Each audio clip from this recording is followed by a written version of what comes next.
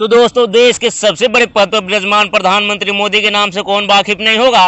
वो हमारे देश में ही नहीं बल्कि विदेशों में भी पॉपुलर नेता के छवि बनाने में कामयाब रहे हैं और आज उनके बारे में सब कुछ जानता है। लेकिन कुछ बातें ऐसी भी है जो मोदी जी के बारे में हर इंसान नहीं जानता और आज हम वही बताने जा रहे हैं और साथ में बताएंगे मोदी जी के जिंदगी से जुड़ी खास पहलू क्या है। तो दोस्तों, बने रहिएगा मेरे साथ वीडियो के अंत तक। प्रधानमंत्री मोदी का पूरा नाम नरेंद्र दामोदर दास मोदी है और जन्म 17 सितंबर 1950 को गुजरात के वडनगर के एक गरीब परिवार में हुआ था। इनके पिता का नाम दामोदर दास मूलचंद मोदी था और मां का नाम हीराबेन था। नरेंद्र मोदी के 5 भाई बहन हैं जिसमें मोदी जी का नंबर दूसरा है। मोदी जी को बचपन में नरिया कहकर पुकारते थे। मोदी जी के पिता रेलवे स्टेशन पर चाय की दुकान लगाते थे। मोदी जी भी अपने पिताजी के दुकान पर उनका हाथ बटाते थे। मोदी जी बचपन से ही कुछ अलग थे, ये आम बच्चों की तरह नहीं थे।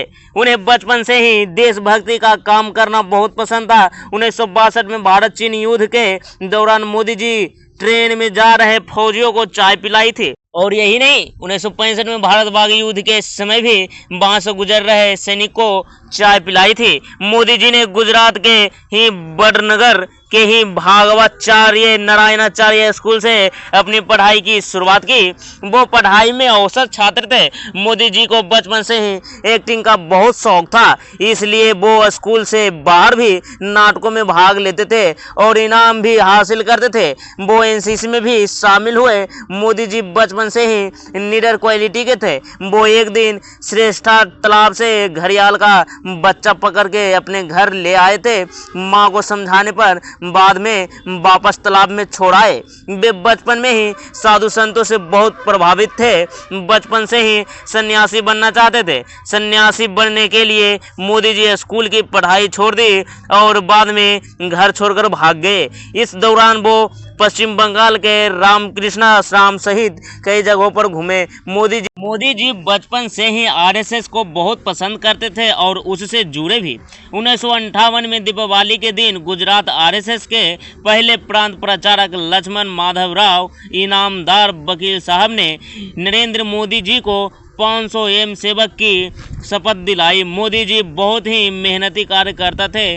वो आरएसएस की बड़े मैनेजमेंट के ऑनर दिखाते थे। आरएसएस नेताओं के ट्रेन और बस रिजर्वेशन का जिम्मा उन्हीं के पास होता था। मोदी जी तो कई महीने हिमालय के साधुओं के साथ रहे थे। वापस आने पर सन्यासी जीवन त्यागने का फैसला किया और अपने भाई के साथ मिलकर अहमदाबाद के साथ कई स्टेशनों पर चाय की दुकान लगाई। हर परेशानी का सामना करते हुए मोदी जी चाय बेची। 18 साल की उम्र में मोदी जी की मां ने जसोदाबेन से मोदी जी की शादी करा दी।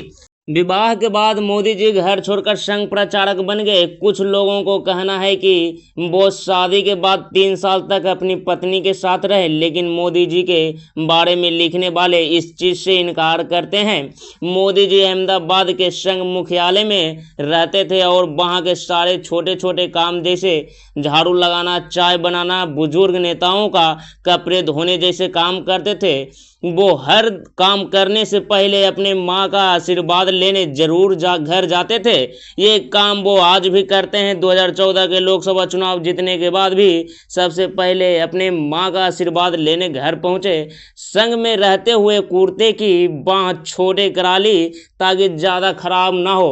वो आज भी मोदी ब्रांड कुर्ते के नाम से मशहूर है। 1975 में जब इंदिरा गांधी ने कई राजनीतिक कारणों की वजह से राज्य में आपातकाल लगा दी थी, वक्त भी मोदी जी सरदार के रूप में पुलिस से छुपकर सरकार के गलत नीतियों का विरोध करते रहे।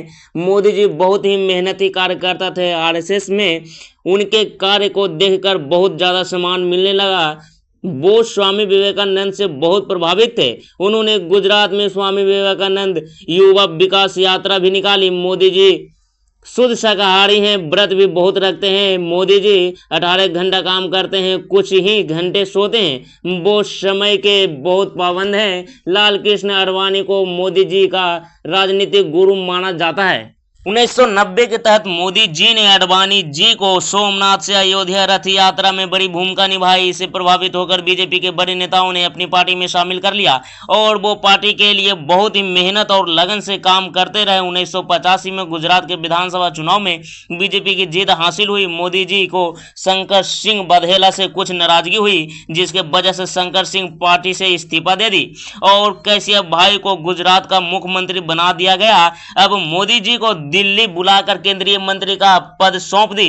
धीरे धीरे कैशियप भाई की तबीयत खराब रहने लगी और चुनाव में पार्टी कई सीटें हार गई। इसके बाद बीजेपी 2001 में मोदी जी को गुजरात का मुख्यमंत्री बना दिया। मोदी जी ने गुजरात में विकास किया, हर जगह बिजली और पानी का व्यवस्था किया है और एशिया का सबसे बड़ा सोलर पार्क गुजरात में बनाया गया। 2002 में होने वाली गुजरात के कांड में मोदी जी का नाम जोड़ा गया। गोत्रा कांड गुजरात के गोत्रा शहर में 27 फरवरी 2002 को हुआ था। गोत्रा शहर में रेलवे स्टेशन पर शताब्दी ट्रेन के 7 कोच को आग लगा दी गई, जिसमें 59 लोगों की जान चली गई। इसके बाद गुजरात में जगह जगह पर सांप्रदायिक दंगे शुरू हो गए और 28 फरवरी 2002 को गुजरात के कई इलाकों में दंगे ने भयंकर रूप ले लिया और 1200 से ज़्यादा लोग मारे गए। इसके बाद सुप्रीम कोर्ट ने इस कांड की जांच के लिए स्पेशल कमेटी बनाई। कमेटी ने पूरे जांच पड़ताल की। 2010 में सुप्रीम कोर्ट ने कमेटी के जांच के आधार पर फैसला सुनाया।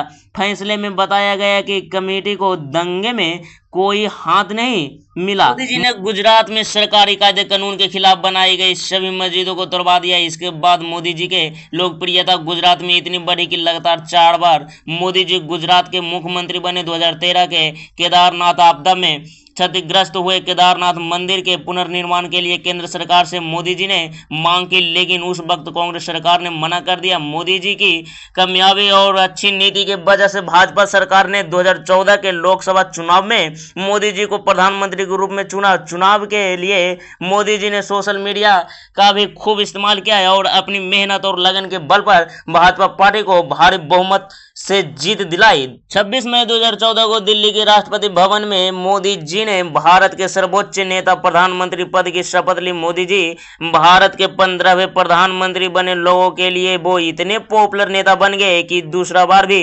बीजेपी पार्टी को ही बहुमत के साथ जीत मिली और 30 मई 2019 को दूसरी बार प्रधानमंत्री बने और फिर 2024 में भी जीत हासिल कर भारत के वर्तमान प्रधानमंत्री हैं। अगर आप भी मोदी जी से प्यार करते हैं तो वीडियो को लाइक कर एक प्यारा सा कमेंट जरूर कर दीजिएगा और चैनल को सब्सक्राइब जरूर कर लीजिएगा मेरे भाई।